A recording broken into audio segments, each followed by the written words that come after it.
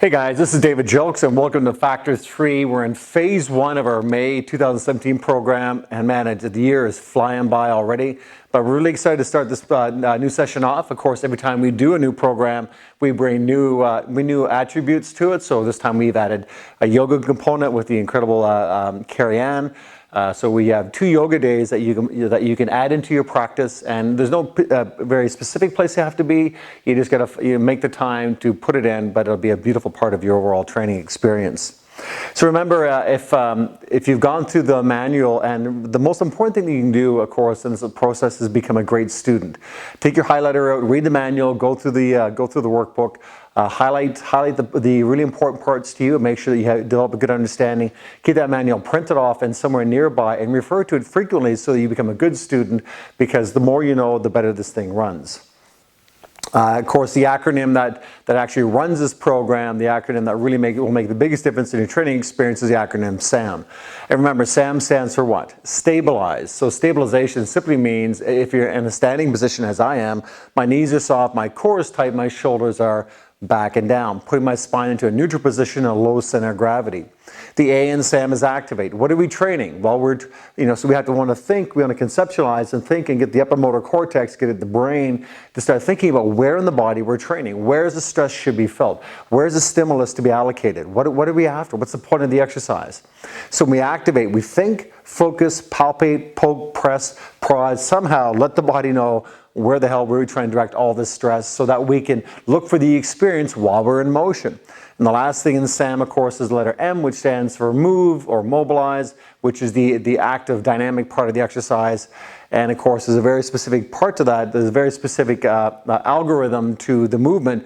And as I go through the exercise, I'll explain to you not only where you should feel it, but when we talk about form, is the mechanical lines that you'll be traveling, whether you're traveling in a horizontal position, whether you're traveling in a vertical plane, whether you're moving through an arc pattern. And quite frequently, most of the time, we're going to ask you to find the arc in the exercise, right?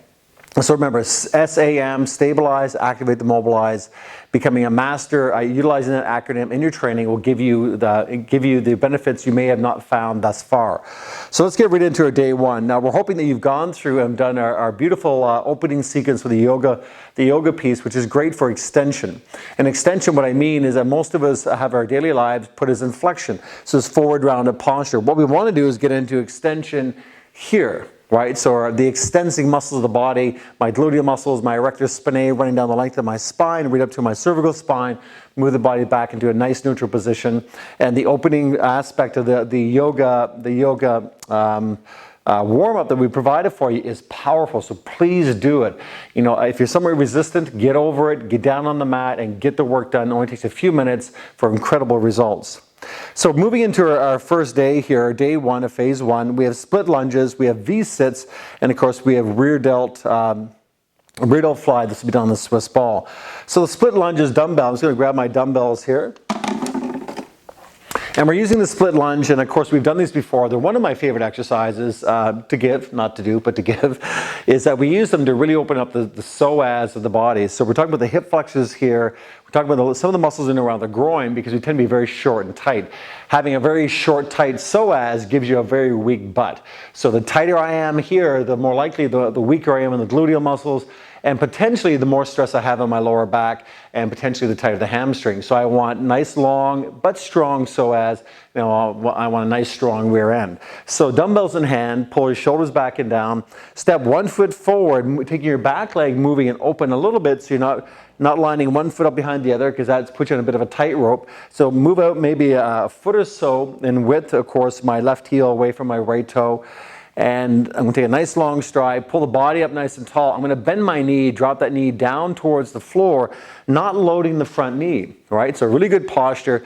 So my core muscles are active, so I'm tightening through my pelvic floor. And I'm going to focus on pushing off my toe on my back leg, firing off my right glute, and coming straight up. Now I can go really shallow here, because right now I feel my quad is quite tight, my psoas is quite short. But again, for some of you who are pretty new to training or new to this exercise, you may want to just move in a small pulse here for your 12 reps. But if you've been around with me for a while, you can drop down nice and deep. Beautiful stretch, straight up, straight down, straight up, straight down. Remember, there's no hurry to get through it, and please do not lean forward on the front thigh. What you do for one side, of course, you'll do for the other. 12 reps on one side, 12 reps for the other. But remember, the repetitions are simply goal numbers. The goal is to do them properly. So if your leg starts burning at rep number 8 and you start shaking and you feel like you want to vomit on your shirt, then simply stop the exercise, move on to the next one. And as you acclimatize, you become more flexible and more tolerant for the stress. And the stress is very important because what allows you to move forward. This is how you become better, by putting your body through a state of stress and then, of course, using the diet and sleep to recover. Let's get down on our mat here, and our V-sits are actually pretty simple. So we're going to drop down here, and inside this exercise here, we're not going to bring the knees into the chest. We're simply going to keep the knees fixated here at this angle. Now I can lean back here. I'm going to put the weight on the heel of the hands. Now see where my shoulders are. My shoulders are slightly rounded forward. I'm going to pull my shoulders back and down and keep my chin level. So again, we always want to try to find a neutral spine in all of our exercises. So I'm going to bring my heels off the floor, and I'm going to press my lower belly down hard, right? So where I feel the pressure is in my TVA, my transverse part of my abdominal wall, so that lower part of the belly, and not much of my neck and shoulders. Now I'm going to lift my legs upward without bending my knee too much. So I'm kind of hinging at the hips, right? So you notice that there's no angle change here at my knees. I'm not bringing them in at this moment. I'm simply deciding on the length of the lever. I could go longer, but here I want to create a bit of a letter V, hence the name V-sit. And as I come through, I'm actually bringing my hips towards my ribs. I'm not bringing my knees towards my chest. I'm bringing my hips towards my ribs, pressing my lower belly down hard so I feel the pressure right here, right? Now you can do it this way here. If you're a little more advanced, you can put your hands out and do the same exercise here. Again, keeping the space open, keeping that lower belly nice and tight, and really trying not to create too much stress on the top of your thighs. If you draw your toes back like this, if your toes are more dorsiflexed, you may find your quads, especially your hip flexors, will be a little more active. So they're either hands behind you, chin up nice and tall, and do your V-sits here, or hands in front of you doing your V-sits here. Okay, so last exercise in this first block here of phase 1, day 1, we're going to hop on a Swiss ball and we're going to do a rear delt fly. This is a giant ball. So the rear delt fly, think about there's 3 parts to the conversation. Rear means the posterior, delt is the deltoid referring to the shoulder, fly is the motion. So rear, delt, fly. So we'll do it off the ball, and I want you to go fairly light, even though you may have some good strength here. I want you to go fairly light in the beginning, because we diminish the range of the exercise. And what I mean by that is, if I'm standing, I can come from here and open up wide, but because I'm sitting, I'm going to come forward, and I have a bit of an impasse at my thighs here. So keeping my head neutral to the spine, making sure my back is indeed flat.